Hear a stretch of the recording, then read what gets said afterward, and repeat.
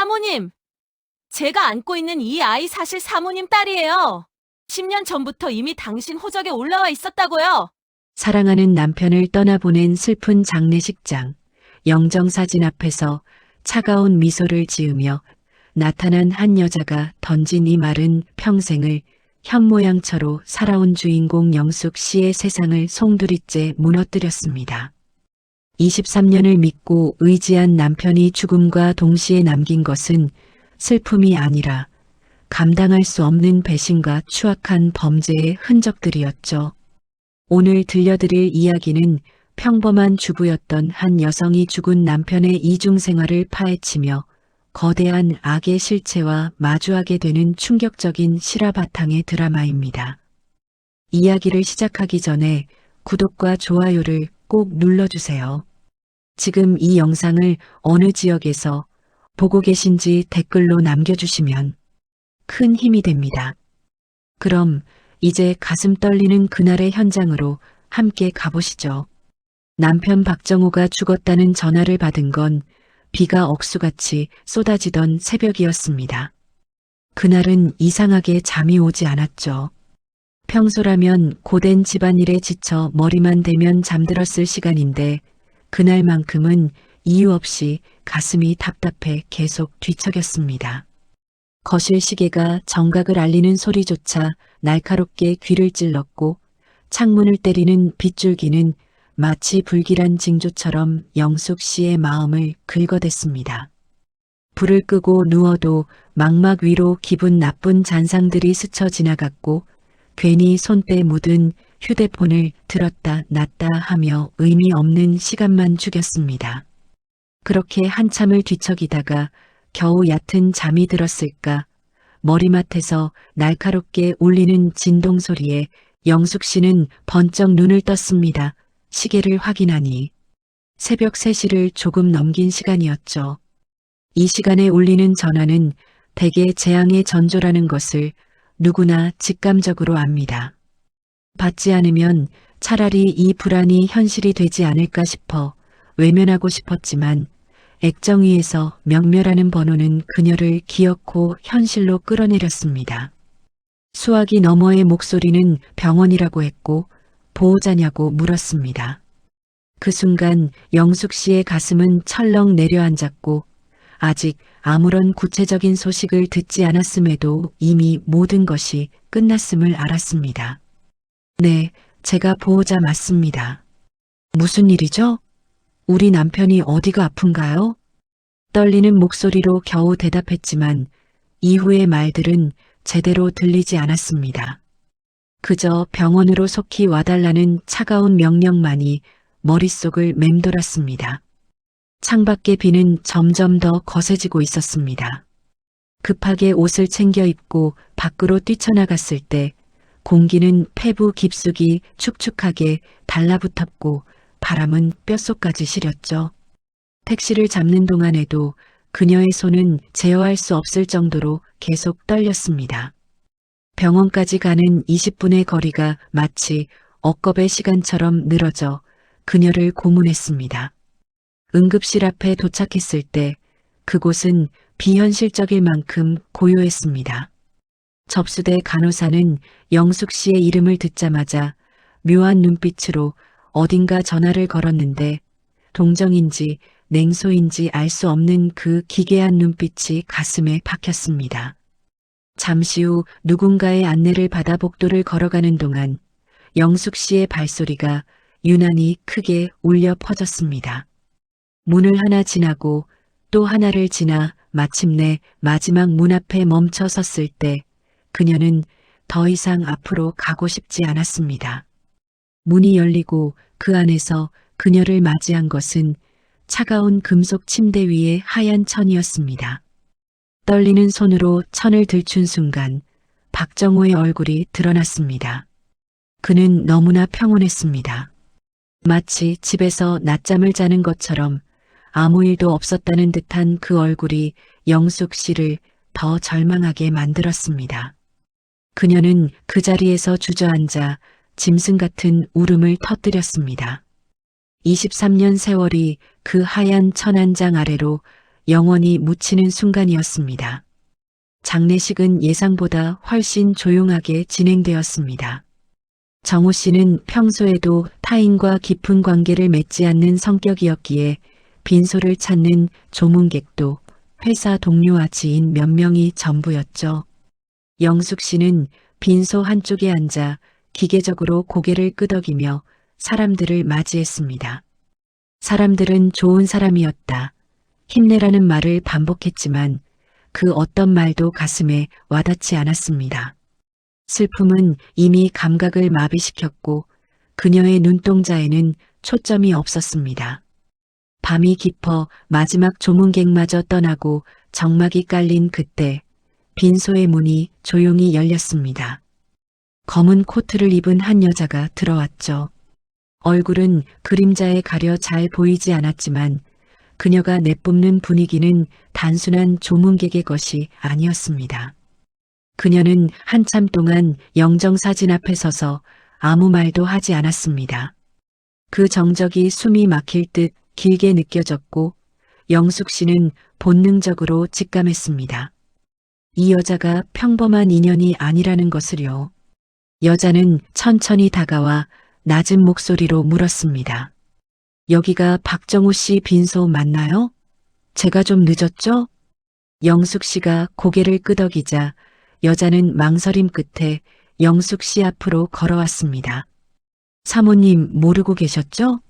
이 사람이 밖에서 누구를 만나고 다녔는지 어떤 인생을 살고 있었는지 말이에요. 그 한마디에 등골이 서늘해졌습니다. 여자는 가방에서 사진 한 장을 꺼내 영숙 씨 앞에 내려놓았습니다. 사진 속에는 낯선 2층 집 앞에서 박정우와 그 여자 그리고 한 어린아이가 눈부시게 웃고 있었습니다. 그들은 마치 아주 오래전부터 함께해온 완벽한 가족처럼 보였습니다. 10년이었어요. 정우 씨와 내가 함께한 시간 말이에요. 강남에 조그만 아파트 하나 얻어주고 매주 주말이면 우리 아이랑 동물원 가고 여행 다니고 그게 이 사람 진짜 모습이었어요. 여자의 입에서 나온 말은 영숙 씨의 심장을 갈갈이 찢어 놓았습니다. 23년을 함께하며 한 번도 의심하지 않았던 남편이 10년이라는 세월 동안 타지에서 또 다른 가정을 꾸리고 살았던 것이죠. 영숙 씨는 사진 속 남편의 미소가 너무나 낯설어 온몸에 소름이 돋았습니다. 말도 안 돼. 당신 누구야? 대체 왜 지금 와서 이런 짓을 하는 거야? 나가. 당장 여기서 나가라고. 절규하는 영숙 씨를 향해 여자는 차갑게 대꾸했습니다. 사모님, 저만 미워한다고 해결될 일이 아니에요. 남편이 어떻게 죽었는지 정말 사고라고 믿으세요? 그 사람 당신 명의로 사채까지 끌어다 쓴 거 모르시죠? 심장이 멎는 것 같았습니다. 여자는 마지막으로 영숙 씨의 고막을 찢는 듯한 진실을 뱉었습니다. 박정우는 사고로 죽은 게 아니라 감당할 수 없는 빚더미 속에서 누군가에게 처리당한 것이라는 암시를 남긴 채 사라졌습니다. 장례식이 끝난 다음 날 집안은 이상할 정도로 고요했습니다. 어제까지 사람들로 가득 차 있던 공간이었는데 모두가 떠나고 나니 공기 자체가 달라진 느낌이었죠.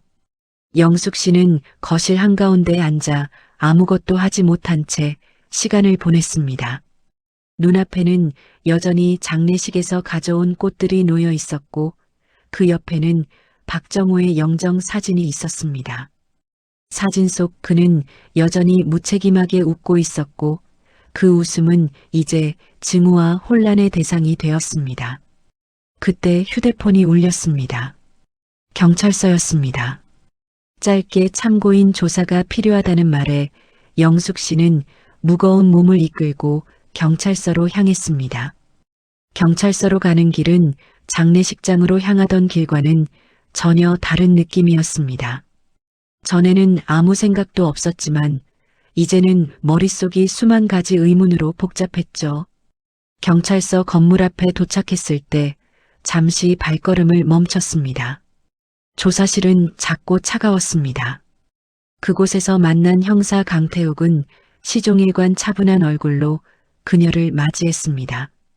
그는 어제 장례식장에서도 잠깐 얼굴을 비췄던 인물이었습니다. 강 형사는 정호 씨의 최근 생활과 돈 문제에 대해 집요하게 캐물었습니다. 박정호 씨가 최근에 거액의 현금을 인출하거나 누군가에게 쫓기는 듯한 기색은 없었나요? 사모님 명의로 된 대출 서류들이 몇 개 발견됐는데 알고 계셨습니까? 영숙 씨는 평소와 다름없는 성실한 남편이었다고 대답했지만 대답을 할수록 평소 남편의 이상한 행동들이 복선처럼 떠올랐습니다. 늦은 밤마다 걸려오던 전화를 받을 때마다 방을 나가던 습관, 갑자기 예민해지던 모습들.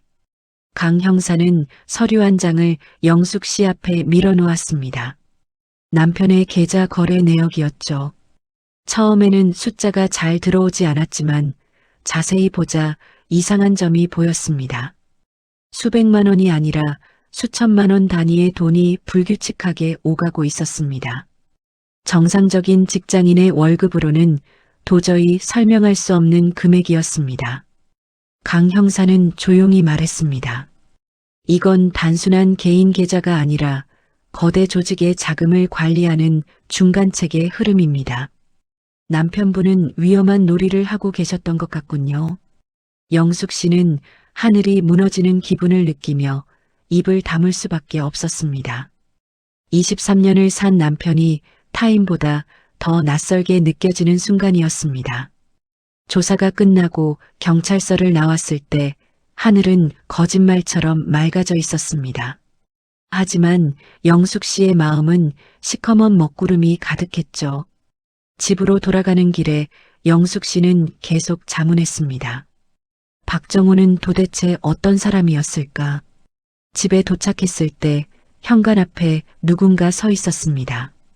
다시 나타난 내연녀 이수진이었습니다. 그녀는 할 얘기가 있다며 영숙 씨의 집 안까지 들어왔죠. 사모님, 이게 정호 씨가 마지막으로 남긴 거예요. 저한테 맡기면서 자기가 잘못되면 꼭 사모님한테 전해달라고 했어요.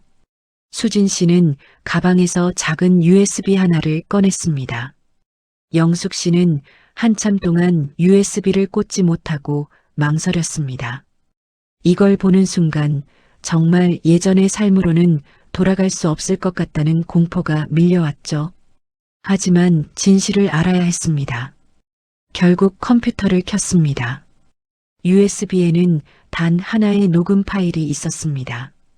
재생 버튼을 누르자 남편 박정호의 낮고 비굴한 목소리가 흘러나왔습니다. 제발 이번 한 번만 넘어가 주십시오. 곧 채워넣겠습니다. 우리 가족들은 건드리지 마세요. 제가 다 책임지겠습니다. 남편의 목소리에 영숙 씨는 가슴이 미어지는 것 같았죠. 하지만 뒤이어 들려온 상대방의 목소리에 그녀의 심장은 멎는 줄 알았습니다. 이미 늦었어. 넌 선을 넘었어. 내 아내 명의로 된 서류들, 그거 어떻게 될 것 같아? 짧고 차가운 모든 결정을 끝낸 자의 목소리였습니다. 영숙 씨는 그 파일을 여러 번 반복해서 들었습니다. 처음에는 내용만 들렸는데 점점 배경음이 귀에 걸리기 시작했습니다. 규칙적으로 금속이 부딪히는 소리, 어디선가 들어본 익숙한 소리였습니다. 눈을 감고 기억을 더듬던 영숙 씨는 퍼뜩 떠오르는 장면에 온몸이 얼어붙었습니다. 경찰서 조사실에서 강 형사가 볼펜을 딱딱거리며 책상을 치던 그 소리였습니다. 그리고 그 목소리.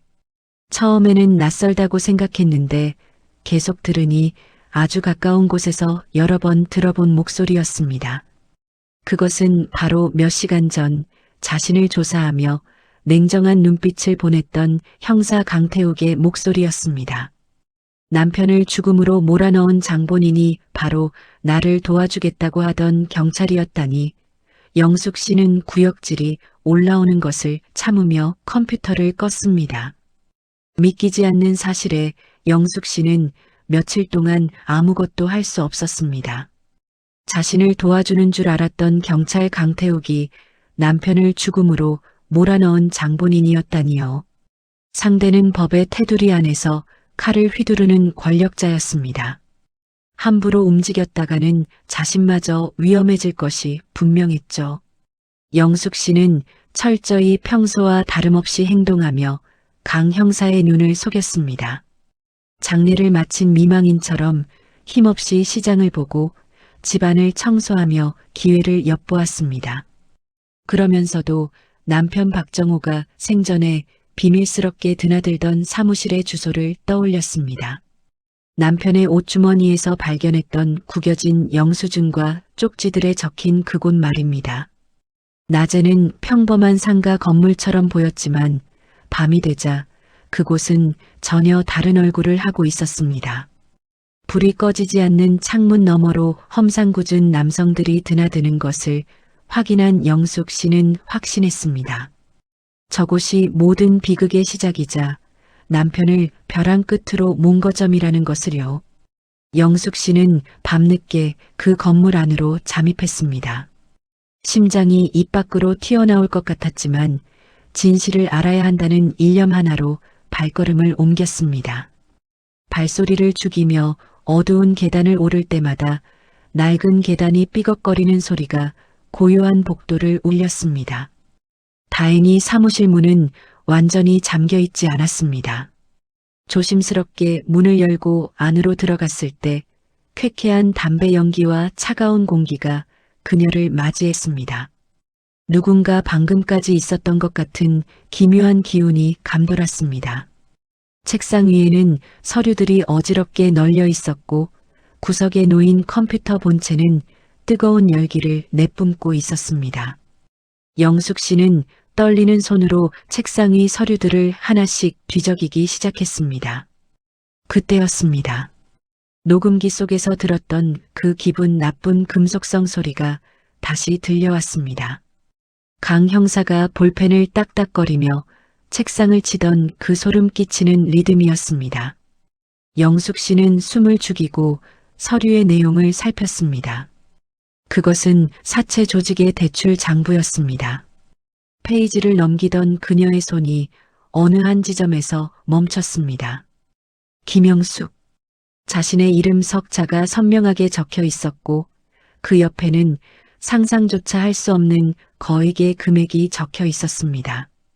남편은 23년 동반자인 아내의 명의까지 도용해 이 위험한 도박판에 모든 것을 걸었던 것입니다. 배신감과 공포가 동시에 밀려와 영숙 씨는 그 자리에 주저앉아 입을 막고 소리 없는 비명을 질렀습니다. 여기까지 올 줄 알았는데 생각보다 용기가 가상하군요. 역시 박정호 처답습니다. 등 뒤에서 들려온 차갑고 익숙한 목소리에 영숙 씨는 전신이 얼어붙는 것 같았습니다. 천천히 고개를 돌리자 어둠 속에서 강태욱 형사가 천천히 걸어 나오고 있었습니다.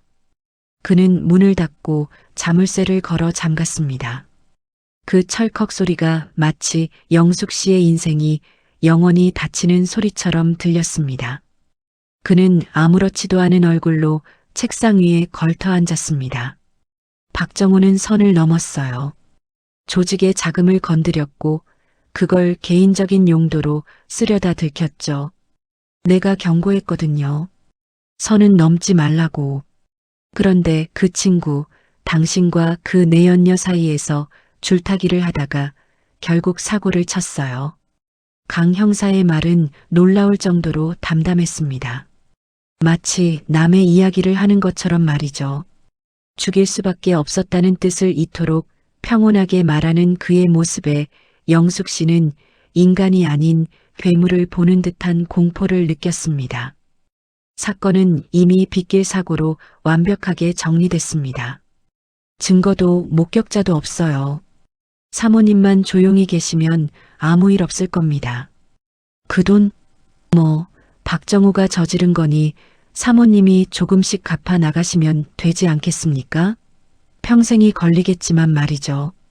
그의 비열한 웃음에 영숙 씨는 정신이 번쩍 들었습니다.